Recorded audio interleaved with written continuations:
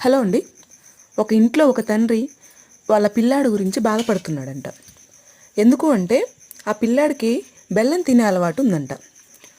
ఆ బెల్లం కొంచెం తింటే పర్లేదు, కానీ విపరీతంగా తింటే మంచిది కాదు కదా. అందుకని తండ్రి అతన్ని బెల్లం తినడం ఎలా మాన్పించాలో అతనికి అర్థం కాలేదంట.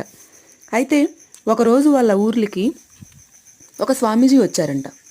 అయితే ఆ తండ్రి అనుకున్నాడంట, ఆయన దగ్గరికి తీసుకెళ్తే అయినా వీడేమైనా మారుతాడేమో, ఆయన ఏమన్నా వీడిని బెల్లం తినే అలవాటు మార్పిస్తాడేమో అని చెప్పి ఆయన దగ్గరికి తీసుకెళ్ళాడంట. తీసుకెళ్ళి, స్వామీజీ, మా వాడికి బాగా బెల్లం తినే అలవాటు ఉంది, కొంచెం దాన్ని మాన్పించండి స్వామీజీ అని చెప్పాడంట. అప్పుడు స్వామీజీ, నాయనా, ఇప్పుడు ఈ బాబుని నువ్వు ఇంటికి తీసుకెళ్ళు, 10 రోజుల తర్వాత మళ్ళీ తీసుకొని రా అని చెప్పాడంట. సరే అని చెప్పి ఆ తండ్రి ఆ బాబుని ఇంటికి తీసుకెళ్ళాడు. మళ్ళీ 10 రోజుల తర్వాత స్వామీజీ దగ్గరికి తీసుకొచ్చాడంట.